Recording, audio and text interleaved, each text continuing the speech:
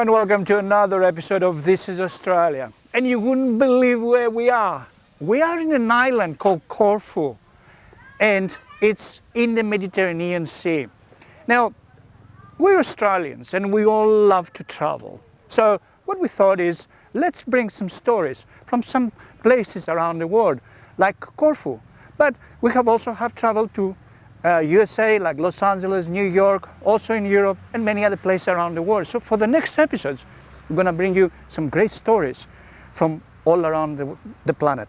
Let's go to Los Angeles. Now, we traveled to the dream city, the city that everyone that wants to become famous wants to be. And we've seen many great stories coming from LA, but there's some other ones not as good, some sad stories as well. But let's go to the center of Los Angeles, and that's Beverly Hills. Let's go and have a look. Only a few minutes' drive from Hollywood, the city of Beverly Hills offers all the glamour anyone could hope for.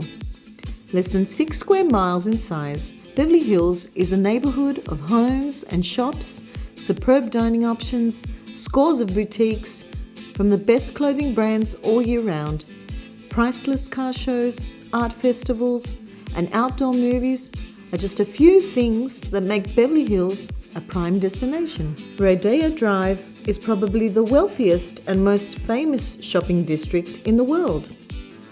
Here, some of the clothing stores require customers to make advanced reservations to shop, and shoppers may routinely spend $100,000 or more in a single visit to a boutique. All the world's famous top fashion brands are here, competing against each other to showcase the most glamorous display.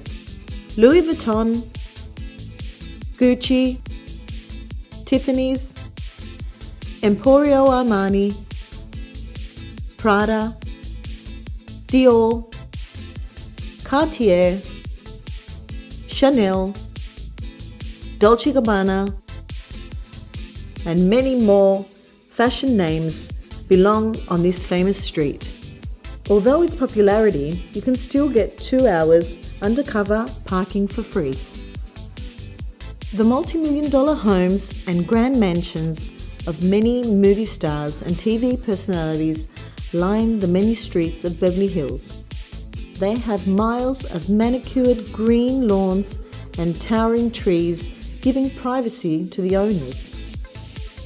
Also, many movies have been filmed here, including Beverly Hills Cop, Pretty Woman, Clueless, When Giants Collide, and many more. Even the Civic Center is a gorgeous mission-style landmark. As for some of the shopping centers, they certainly make their statement with the most peculiar designs. So all you travelers out there, be sure to add Los Angeles, and especially Beverly Hills, to your bucket list. When you walk around Beverly Hills, and especially around Rodeo Drive, now Rodeo Drive is not what you think. You won't see any rodeos over here. Maybe you see some big cars like these ones that you see now on your screens, and you'll see a lot of nice cars as well.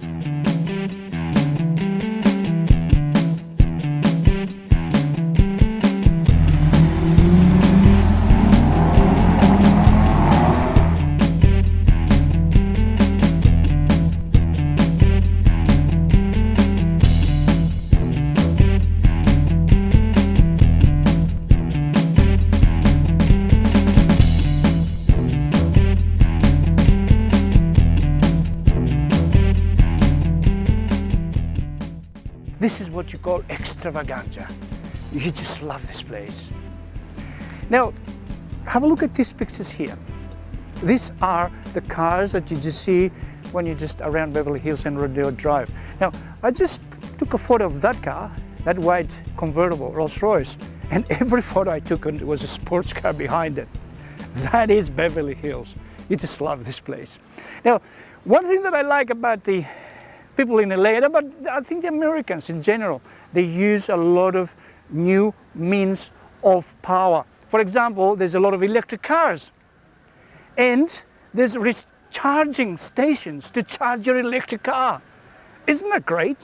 I mean, that is America. You love it. You must go there. You will love it.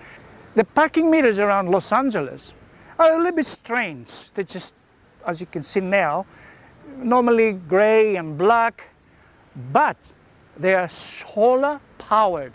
Yes, the sun charges them, and that's how they work. Another innovation, another great thing about them, LA, Los Angeles, and America. But have a look at this one. Yes, this is painted yellow, the only yellow parking meter that I've seen in Los Angeles. And you know why? Because the guy that owns the parking meter also owns this cornice convertible. Yes, so basically the guy that ordered the special model cornice convertible from Rolls-Royce, he said, I also want you to paint my parking meter the same color. I mean, I love it. I absolutely love it. It's incredible. They're amazing. But for me, what was impressive was all the aromas coming from everywhere. Now, it could have been some beautiful food cooked, or it could have been the shop that sells cheese. Now, I went in there and had a look. Have a look at this. It's incredible. Most of this cheese come from all around the world, but a lot of it comes from France and also locally from USA. But that cheese, it was incredible. And such a huge variety. The whole shop was just full of cheese, and that's it. And then you just walk down the road and you can't help yourself, but you can sense all these beautiful aromas for perfumes coming out of a store. And you go in there and you talk to the owner there, and you find that every single perfume there, it could be anything from $500 up to $5,000. We asked the owner that it happens to be from Persia, Iran, which one was his favorite. Well, you wouldn't believe it, but there's actually a perfume that is worth around about $5,000. It's a bottle about that big, and it has the sense of opium.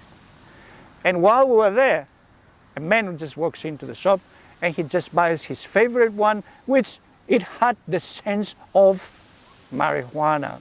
Yes, he paid $2,500 American dollars for a bottle that big for an aroma with the sense of marijuana. I do love these Americans. They want to be different. For example, in Australia or around the world, I think we just, you know, the bank check, it's spelled like this, you can see now on your screens, right? With a Q-U-E, which is a French word. Now, how do they spell it? Check. Yeah, sorry, but check means I'm checking for something. And when I saw that on that particular picture, you can see now, I thought, what am I checking out in that coffee shop? Now, we're going to the coffee shop in America a little bit further down the track. But let's have a look at this other amazing word, and that is LB. LB is for Libra. LB. Now, you know what they call it? Pound. How did he get from Libra to pound? I don't know. But when you travel to USA, just be very, very careful. Now, have a look at this fruit shop here that we found in this amazing shopping center called The Grove. Now, when you look at those prices, you think, wow, it's the same price with Australia. $2.50 for a kilo of whatever, you know, maybe nectarines, that's a good price. But that's per Libra. Now, what is a Libra? Yes, 1 kilo has 2,200 Libras. So it's under half a kilo. So you're paying $2.50 American dollars, which is $5 Australian, for less than half a kilo. So really, you're paying 10 Australian dollars. So be very, very careful. Don't think that what you see is what you pay in Australian dollars. Be very, very careful. That's very important. The best cheese from around the world, of course, we'll need the best wine from around the world. And yes, you guessed it. There's this wine shops and alcohol shops in general. And I think you could just actually buy a bottle of whiskey for around about $20,000. No, that's not the cheapest one. There's a huge variety of great wines from around the world. Again, mostly France and USA. So the wines are amazing. The variety is great, and you can get the best from around the world. But now have a look at this. You couldn't believe. Now this is only happens in America. We just walked into this coffee shop that has some great recycled timber tables. And we wanted to do a story about the tables made out of recycled timbers. And then we see this. What is it? It's a lounge. And what people do in the lounge? What people do in the lounge? They sit down. But this one here, they sit down and there is a difference. They have a cigar. It's a special shop, a special lounge in the middle of Beverly Hills that you can go there and you can smoke your cigar. I don't know, I haven't seen it anywhere around the world, only in LA. We spoke to the guy that owns it, and he's actually from Armenia, and he spoke Greek to us. And he told us about his private boxes. Yes, you can see it now on your screens. Basically, Arnold Schwarzenegger and Sylvester Stallone and Nicolas Cage and a lot of the famous people of Hollywood, they go there to smoke their cigar. For me, this is fascinating. I haven't seen it anywhere in the world. But guess what? From all the most beautiful cigars around the world, there's some that the Americans could not have. Doesn't matter how much money you have, you cannot have any cigars that made in Cuba. Like this one, for example. Yeah, that's a Cohiba. And here in Corfu, in Greece, you can buy this packet for about 23 euros. Compared to Australia, I think you pay about $120 for this packet. This is a club, right? But in America, they cannot have that. They cannot have the Monte Cristo, they cannot have the Romeo and Juliet, and all the beautiful aromatic cigars that come from Cuba. They are not allowed to have them because of the sanctions. So I think we are luckier here in Corfu that we can get this particular one. Around Beverly Hills, there are many great shops, like this furniture store, for example, which is just a delight to go out there and spend your money. That's one thing for sure. The Americans know how to get the money out of your pocket, or maybe your plastic money, doesn't matter, still comes out of your account. One more thing that was also very strange to me was some of the signage. Now look at this sign. What does it say?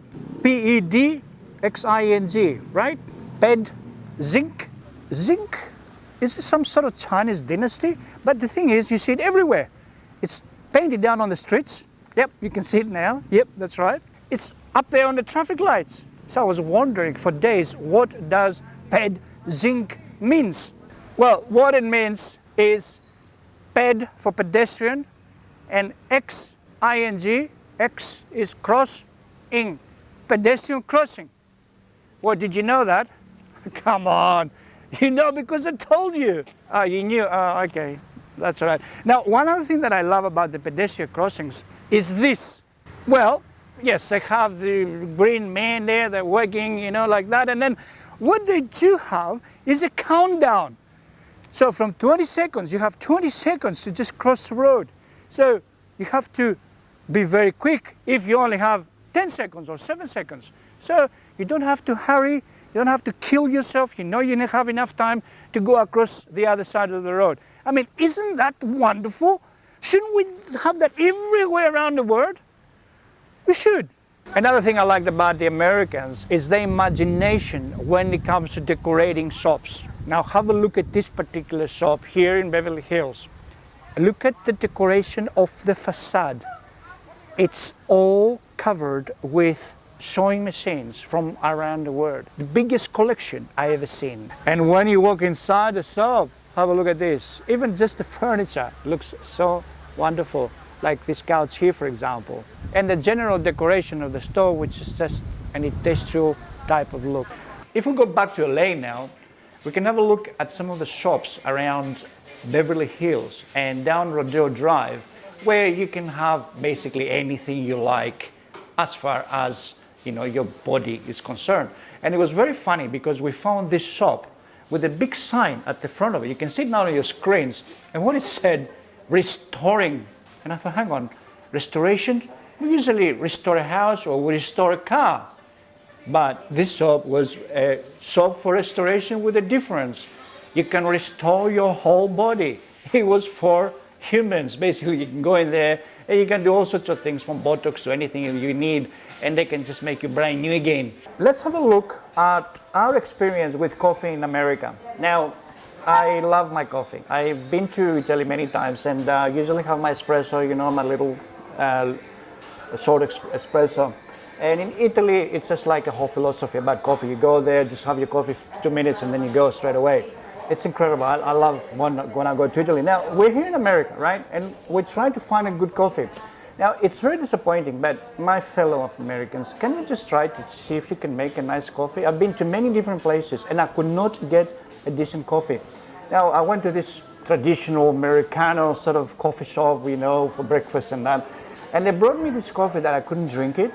I asked for a mocha and it was horrible. I had to ask for another one and it was $4.90, something like that. There is a receipt.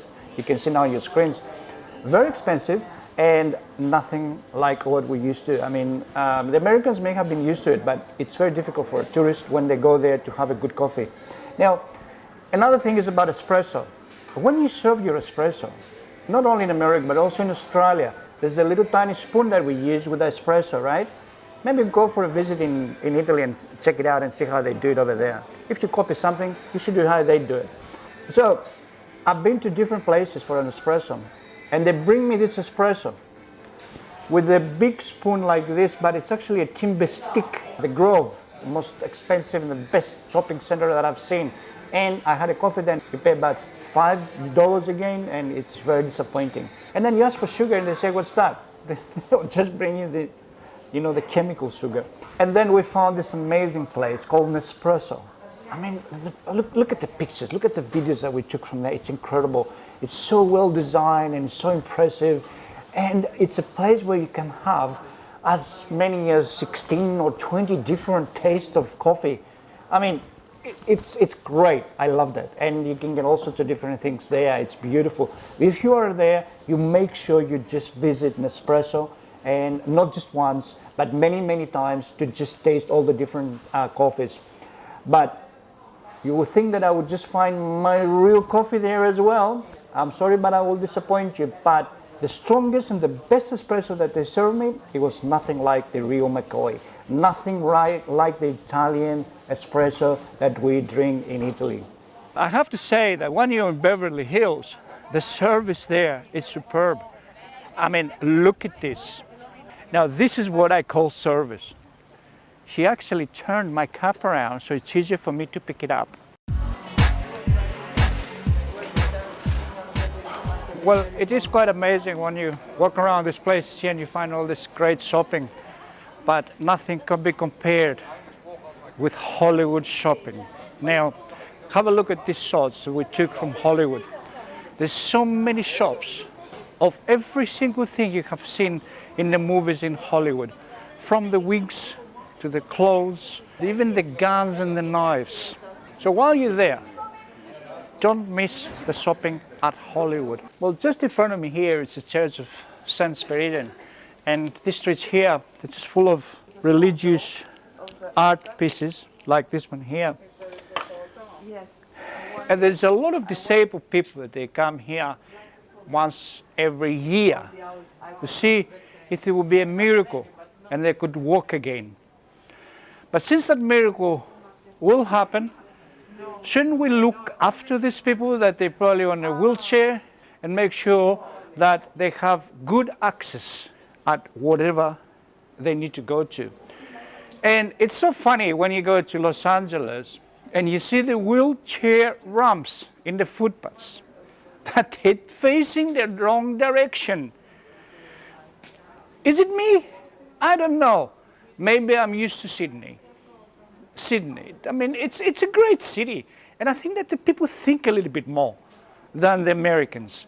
Because over there, if you have a look, like here in Corfu, we have a footpath that has a ramp to one direction and to the other direction. But what do the Americans do?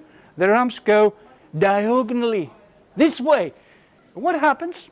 Am I that fussy? Well, guess what? We actually experienced that with a friend of ours that he was in a wheelchair. What happened to him? He just went straight out and in the middle of the street, and he was nearly run over by a car in the middle of Beverly Hills. So please, have a look at this design, this crazy design of maybe I don't know, maybe they did it because it's only one ramp and not two, just for economic reasons. But we're in Beverly Hills where there's so much money, it can't be.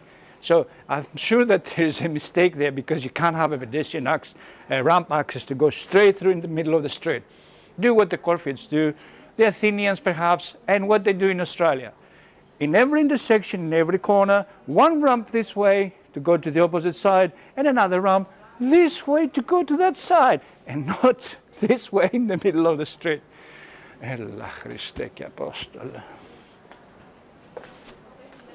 And another thing about the buses is that they do have a ramp, hydraulic ramp, and you can use it if you're disabled with your wheelchair.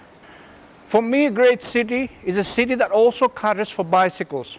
If someone was to ride his bicycle, her bicycle, they should have access to bicycle lanes and to bicycles to rent. Let's have a look at this report. There are plenty of bicycle stations around Los Angeles where you can hire a bicycle at $25 per month. And once you're finished with it, you can drop it off at any station. But what do you do if you want to catch the bus? In most places around the world, you are not permitted to take your bicycle on a bus. The Angelenos, however, have been very innovative, attaching bicycle racks in front of all buses. Yep, throw your bike in the rack and jump on board. And as we were about to give Los Angeles a 10 out of 10, we searched for the bicycle tracks. The result? We couldn't find any. Not one single track to be seen. And riding amongst the traffic can be very dangerous. We witnessed one vehicle and cycle accident during our 3-week visit. So we gave Los Angeles a score of 6 out of 10 for cycle friendliness. Whilst at the bicycle station, grab yourself a free book, but don't forget to leave one either. Another nice touch. Remember the rules. Don't read and ride. We talked about alcohol in Los Angeles, in America, and Australia. It's funny, but we went to this Greek festival while we were in LA. And for me, it was very funny because they asked me to put a blue band over my wrist. Yeah. And I asked them, why do we have to wear this? They said, because you're not allowed to drink if you're under 20 years old. And I said, thank you very much for the compliment. And it's incredible that you think that I'm under 20 years old. But the funny thing is, they didn't just ask me. They asked also our friends, Costa, and they asked Peter as well. And I think he's around about 80 years old. And they put a blue wrist over him as well, which is a little bit strange when you could tell that he's over 20 years old. Anyway, we went to this Greek festival, and the American Greeks, they know how to really give it a go when it comes to Greek music and dancing. The food was great. We found every single thing you could imagine over there in way of food. They also had plenty of kids rides over there, which is really good. I think that a lot of festivals around the world, they should just take that idea and use it because it's great for kids and for grown-ups as well. But the Greek dancing was different because it's not just the Greeks that go there. We saw Mexicans, we saw South Americans, we saw people from all over the world going to the Greek festival. And apparently, when there is an Armenian festival, everybody goes to the Armenian festival as well, which is a great thing. It's not just about Greece or Armenia or Turkey or whatever. It's about having good fun. And the Americans really know how to have fun. We're going to finish this episode now with a little bit of Greek dancing and a little bit of Greek music. See you next week. Thank you for watching.